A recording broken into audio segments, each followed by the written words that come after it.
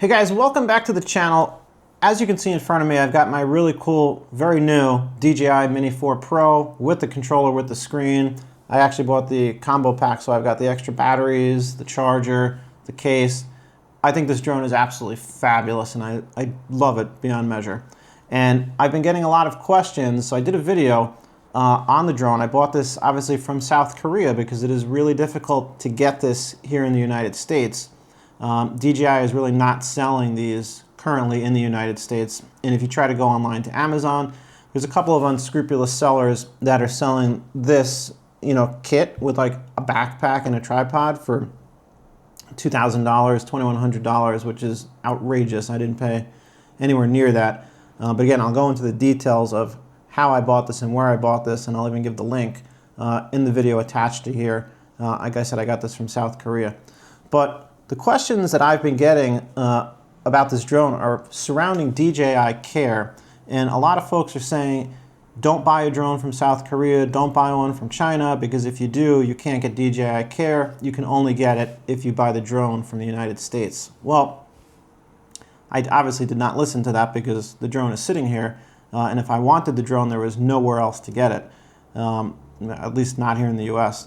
So I went online and I tried to register for DJI Care, and this is what I found out. It was actually disappointing. So I punched in the serial number, I went onto the website, and it said enter your serial number, or you could select the drone. You could actually select a lot of different devices. And as soon as I punched it in, it pulled it up and it said this device is not eligible for DJI Care.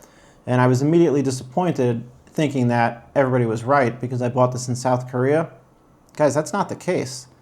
The reason you can't get DJI Care on this drone is because DJI is not allowing anyone to get DJI Care on any drones or almost any products. Even this video right now is being recorded by the Osmo Pocket 3 that I bought here in the US. You can't even get DJI Care on that. They have basically stopped all of their DJI Care right now on all products, with the exception of a few cell phone gimbals that you can still get it. So this is a problem across the board, whether it's a drone, whether it's a camera, whether it's whatever the DJI device is, they're not doing DJI Care Refresh, whatever you want to call it. And on their website, they had a couple of sections where you can ask questions, or there were common, frequently asked questions. And one of them said, is this because of the tariffs? Is this because of the pending ban? And of course, DJI is going to give very politically correct answers and say, no, no, no, it has nothing to do with that. I think the reality is that's exactly why you can't do it. Let's switch to a screenshot, and I want to show you here on the computer exactly what I was experiencing, and you can see for yourself when you punch in the serial number, this is what shows up. So it's unfortunate. I'm obviously not happy about it, but if you need to get DJI Care or refresh coverage, you just can't do it. So your choice is don't buy the drone or get it and just fly safe, and if you do crash it, you're going to have to pay to get it repaired. It obviously didn't stop me. I will still fly the drone. I will still buy another one if I need to, or any other DJI device. I think it's very unfortunate that you can't get the Care Refresh. I hope that in the future this will be available. From what I've been reading online, DJI is being audited by the US government, and they have until December of this year, 2025, to either complete the audit, or if they don't complete the audit, if the audit is delayed or whatever the situation is, then I think they are officially banned. But hopefully this will be completed on or about December. If it doesn't, I still have the drone. I'm still going to fly the drone. If something happens to the drone, I'll buy another one, or I'll try to get it fixed. But I hope you guys find this information helpful. If you are looking to buy one, be aware that you unfortunately cannot get DJI Care for the drone or your Pocket 3 or a plethora of other DJI devices. Like I said, they do have care coverage for the handheld gimbals that you can put your cell phone on, which I found kind of strange because, quite frankly, I think those are the least expensive items, and those are the ones where you probably don't want DJI Care or don't need it. I would rather have the coverage on my $800 Osmo Pocket 3 or my $1,000 plus drone than the $150 handheld gimbal. But that's me. Guys, I'm going to link to this video with the original video of the buying experience from South Korea, as well as the link in that video of where you can get this drone, like the seller that I bought it from. I had a great experience. Everything is perfect. By the way, this is the controller that you need to get. If you are interested in buying a DJI drone, I know you don't need this controller, that you can put your cell phone on the other controllers and it does work very well. I have an older Phantom 3 where I would do that.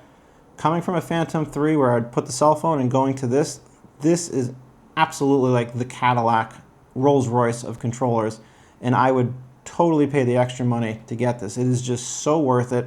It is so much easier. It connects so much quicker. It's a touch screen. If you take nothing else away from this video, there's 2 points. You can't get DJI Care, and this is absolutely the controller you should get, whether it's for the Mini 4 Pro, the Mini 3, the Neo, whatever this controller supports, and I don't know all of them off the top of my head, but whatever this controller supports, get this controller if you have one of those drones. Guys, sorry, one more bonus piece of content that I think you might find helpful, or that, I wish somebody had told me ahead of time. This pad that I have right here, and I know this video is about DJI Care, but while we're talking about the drone, I do want to try to be helpful. This pad I bought after I bought the drone. I bought the drone, I flew it around a bunch of times. I came from a Phantom 3, which has really large landing gear, and you could land that, in a giant field with high grass, and you're gonna have no problem. The landing gear is like that big, on the front, and on the back it's just these little pegs. If you try to land this in any type of grass, as soon as you land, if the grass is any height whatsoever, the blades are gonna hit, the drone could flip over, it could damage it. So ask me how I learned that, clearly the hard way. I bought this on Amazon. The pad was $28. I can post the link to it, but there's like a million of them on there, and I don't have any love affair with the specific one. In fact, this one's kind of difficult to fold because it's a stranger shape. The other ones are just a square, so it's a little bit easier.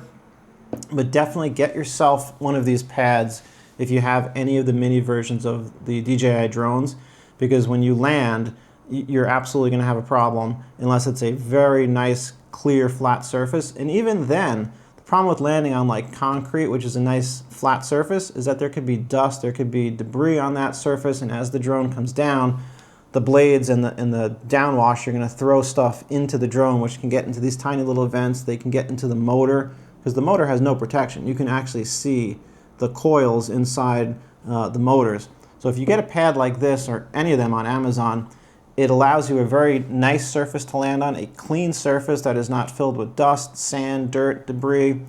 It's going to pay you dividends. And when you're using, hopefully, this really cool controller, or your cell phone, either one, and the drone is coming down, a nice bright pad like this actually shows up really well on the screen. And while I don't know for certain, I do think it actually helps the drone sensors to land, because it's a very clear marking as opposed to just a plain piece of pavement. So pad, absolute must have. The other last tip that I want to kind of give you is, when I bought the combo kit, or the Fly More kit, it came with this bag.